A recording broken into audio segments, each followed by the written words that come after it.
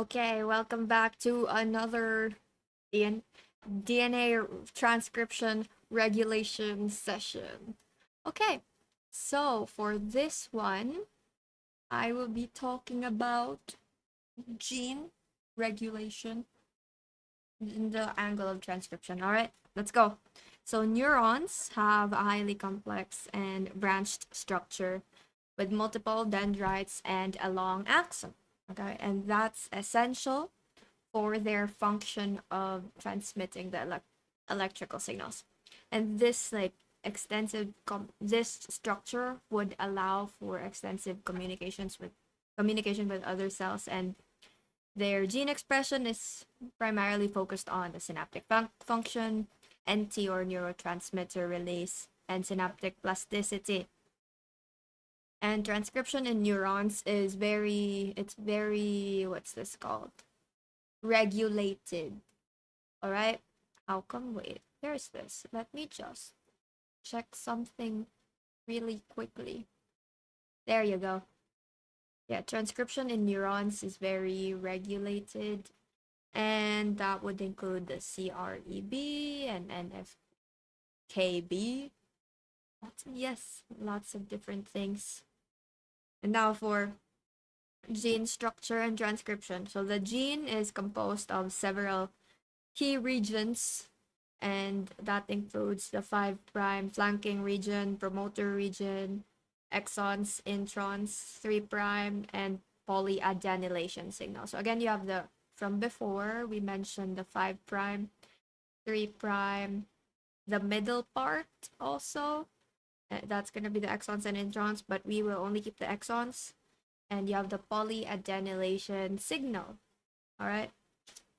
Next, so the Tata box is located in the promoter region, and it's important for transcription initiation. It would start at the transcription site, the initiation site, okay? And then after that one, you have mRNA processing. You cap it at the 7-methylguanosine. You put a 7-methylguanosine cap, okay, at the 5' end. You splice it, the introns are removed and the exons are spliced together, and then the poly-A tail is added to the 3' end. And then the processed mRNA will then be translated into a protein. The 5' untranslated region, the 5' UTR and the 3' UTR would just play roles for like regulatory wise, but that's because the translation start site would be at it's the AUG, it's the translation initiation site. That's where the codon, that's the codon that's important. Okay. Phosphodiester bond. Well, you have the formation of it, and we have an image that is not being shown right now, so I will just describe it. You have the image that shows how nucleotides are linked together, and that's through phosphodiester bonds. Phosphodiester bonds, and that's to form the DNA or RNA strand. And this is formed from the 5' phosphate group of the incoming one and 3' hydroxyl group of the one before it. So you have, and I will try to draw the new mRNA. You have OH, double OH at the bottom. You have the base. Then you have the COR. Yeah, and then the hydroxyl would attack, it has a phosphate, POP, OP, and then another O, and then that is connected to a CH2 and connected to the next one, like so. So it attacks the phosphate, and that's how you then have okay, and then this will disconnect. One of the phosphates will disconnect. I mean oxygens, and go to the other side. And that's why there is the 5' to 3' direction, because the 5' phosphate group reacts with the 3' OH group of the growing strand. And with that, you release the pyrophosphate. That's the other two that is not used. And then we compared this before, but there is ribose and uracil. Well, ribose is used in RNA. That's of the 5 carbon sugar with hydroxyl on the 2' also. So not just the 3', it's both of them. And then there is the uracil instead of the thymine. The uracil would have an extra methyl. I mean, nope, thymine has the extra methyl. Uracil does not. So if we draw that, you have the O and H, O and H, and then CH3. Beside one of the O's, but uracil does not have that. Okay, just remember that one. And then bacterial transcription, we mentioned before, would just be the bacterial promoters and its anti-parallel, similar, -35 and -10.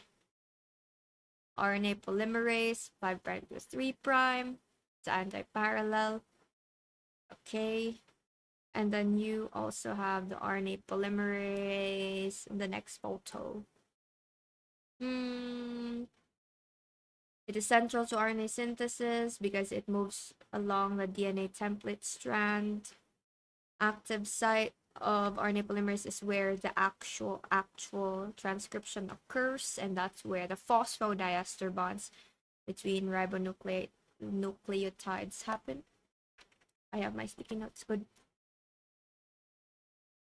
And then just the different RNA poles, you have 1, 2, and 3.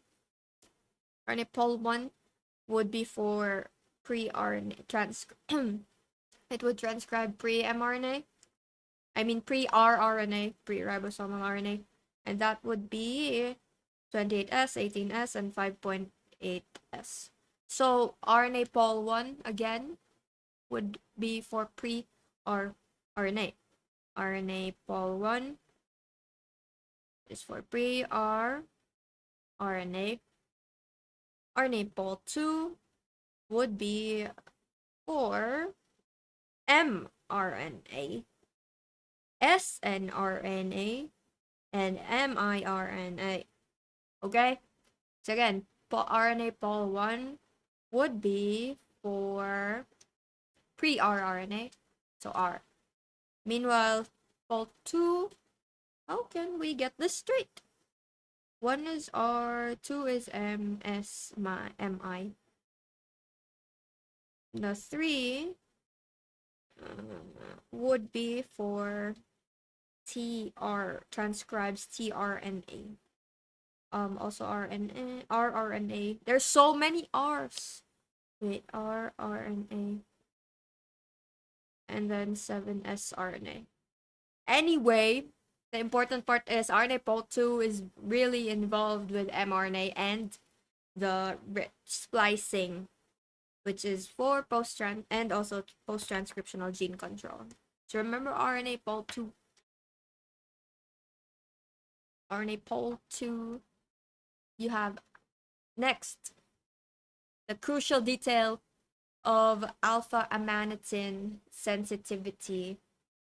Okay, 1, 2, and 3. 1 is insensitive.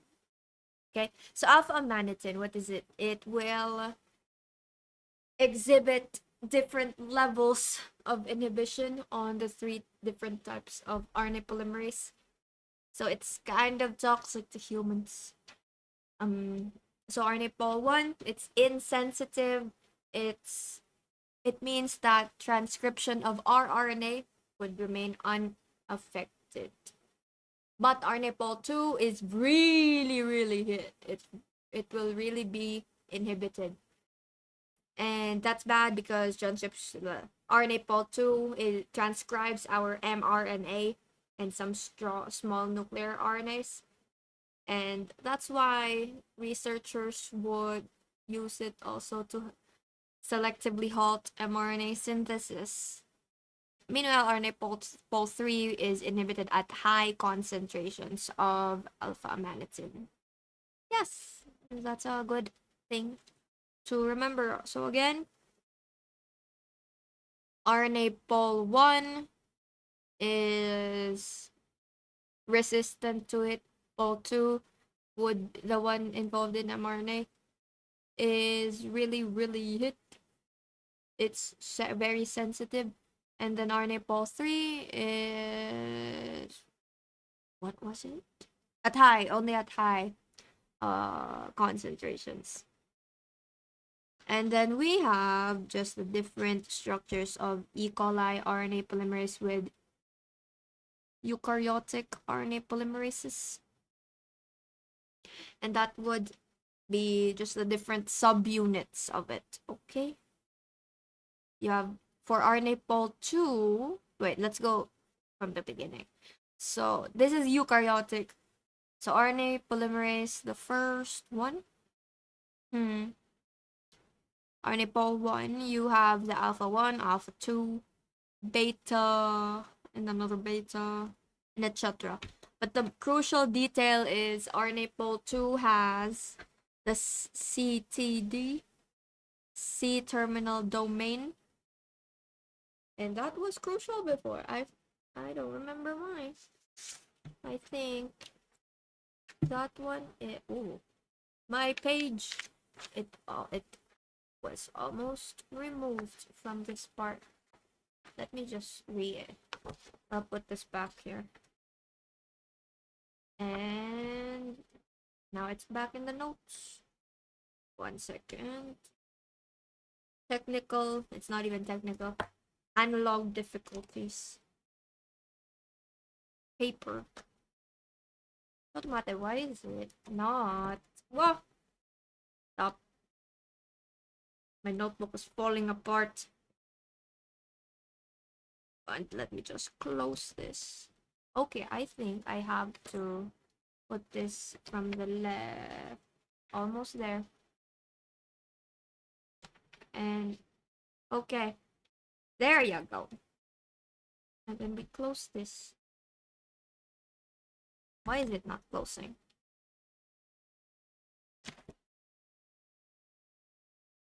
Why? Too many pages?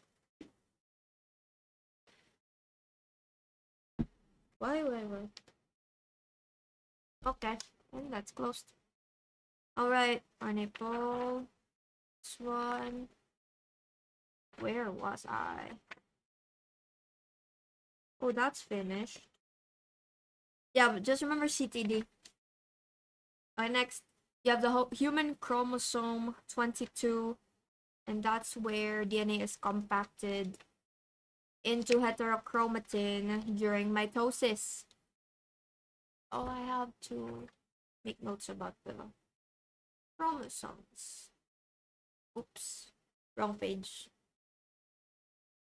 Chromosomes. You have the human chromosome 22, where DNA is compacted into heterochromatin using or during mitosis, and that has various gene densities. So if you zoom in at the gene level, DNA will consist of, because gene is just a specific, what's that called? Specific area of a DNA, right? And that might have regulatory sequences, exons, and introns, and that's involved in the gene expression after DNA is transcribed transcribed into RNA. It would then be translated into protein.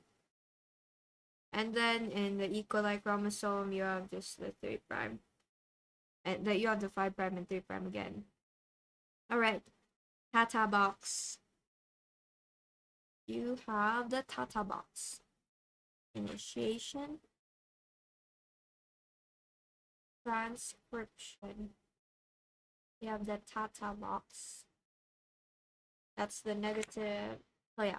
It's a critical element in RNA polymerase 2 promoters. It's found around the 25 to 35 bases upstream of the transcription start site. The Tata box is recognized by RNA pol 2, and that would facilitate the initiation of transcription. Around the Tata box, you have a lot. The genes surrounding the Tata box would have a lot of adenine. And that's crucial because AT pairs are easier to separate compared to the GC pairs.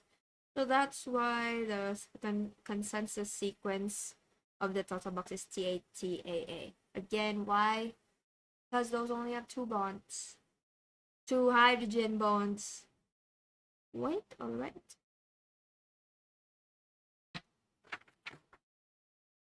Only 2 hydrogen bonds.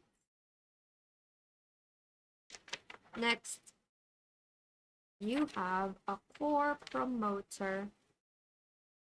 What's the core promoter? You have the BRE Tata. Wait, the core promoter elements for RNA pol 2 would be the BRE, Tata, INR, and DPE. What am I talking about? The BRE is around negative 35. We have to get this straight. BTRE. You have the BRE around negative 35. Tata around negative 30. INR initiation starting point, and then you have the DPE downstream promoter element. Take note, those have different transcription factors. Just to make it more complicated. Okay, so the BRE would be, for it, that's TF2B, transcription factor 2B. Tata box would be Tata binding protein, and then the initiation start point and downstream promoter regulate, downstream promoter element, that would be TF2D. Okay, B, P, A. Again, Tata box is commonly associated with high transcription levels in eukaryotic gene promoters. It's often found in genes that would have high level of transcriptional activity. Initiation. INR is, or the initiator element. It's found in genes that lacks a Tata box. And there is also a CG rich region around 20 to 50 nucleotides, which could serve as a transcription start site if you don't have a Tata box or an INR. So that just helps the transcription to start at an area, a specific area, and not just anywhere and anytime. So for initiation, how does it happen? Okay. For initiation, you start with, so we mentioned it before. It's you by the Tata binding protein, or TBP. Okay, wait. The process begins with the binding of the Tata binding protein, a specific component of the TF2D complex, to the Tata box on the DNA. Okay. So if you just draw it, technically it's the TF2D, alright? The TF2D is, I need a scratch paper. Scratch paper acquired. So you have a TF2D. That's the whole balloon. TF2D is the whole balloon, and then at the bottom of the balloon, that's the TBP. And then that's what binds to the Tata box. Right?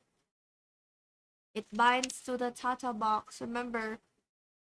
So TF2D, the balloon. TBP is a part of the balloon. It would bind to the Tata box. And once it is in place, what happens next? TF2B, boy, is recruited. It comes in and sits also. So now you have the TF2D, TBP, and then the TF2B, TF2B is there. And the binding of it would initiate the process, aka the assembly of the full transcription initiation complex and the start of the RNA synthesis. Okay, so again, TF2D, you have the TF2B over there. After that binds, you have TF2E and H also called in. 2, 3, and 4. And take note, E and H, it's crucial for unwinding and phosphorylating the CTD of RNA pol 2, which is also called in. The CTD, you have the RNA pol 2, okay, that's, take note, the three things would be RNA pol 2, E, and TF2E, and TF2H. But the RNA pol 2 is carrying TF2F, there's so many letters, TF2F, and CTD, and you have its CTD, the C-terminal domain. And once all of those factors are in place, you can now start the RNA synthesis at the around +1 position. After the transcription initiation complex is assembled, the RNA pol 2 would begin it. How does it begin the transcription? You have helicase, which unwinds it. We saw that before in the DNA, what was it, replication. So you unwind it, and you phosphorylate the CTD, the terminal of RNA pol 2. And then that would transition the RNA pol 2 into its elongation mode. And during that process of elongating, UTP, ATP, CTP, and GTP are used as the building blocks. What are those? It's the uracil, adenine, cytosine, and guanine triphosphate. Those are used as building blocks for the RNA synthesis. So when you begin the transcription, the regulations, the factors are disassembled or released, and that would allow our dear RNA pol 2 to proceed. Alright, so let's tell the story again. How does initiation to elongation happen? Okay, you have the TF2D, which has the TBP that would go and notice or locate the Tata box, and that it would bind there. After the TF2D, which has a TPB, is called the TF2B, would then be called also, and that would bind as well. And the binding of both of them would call in the others, the TF2E, TF2H, the RNA pol 2, which has the CTD, and TF2F. Dab. Good. And then after all of those are there, helicase would unwind the DNA. And then CTD is phosphorylated, and then that would lead to RNA pol 2 being switched from its role of initiating, and it will now go into elongation mode. Good job. Good job, good job. Now, next, you have RNA pol 1 a little bit. I will talk about RNA pol 1 next. What does it do? I don't know. That's why we're gonna discuss it. RNA pol 1, what's it? It's a transcription unit in mammals, and it would transcribe the rRNA. We said that before. The 45S, aka. And then that's the precursor. The 45S rRNA is the precursor for, it's the ancestor of 18S, 5.8S, and 28S. Okay? So that's just what it is. How does it happen? How does the transcription happen? Well, it has different things, you know? So, what different things are there? Well, you first have the upstream activating factor, UAF, okay? That would bind to the upstream element. So the UAF would bind to the upstream element, which is a key region for activating transcription. And the core element is located downstream, which provides the binding site for core factors. We are forgetting the fact that the UAF would have H3 and H4, but it's not mentioned here.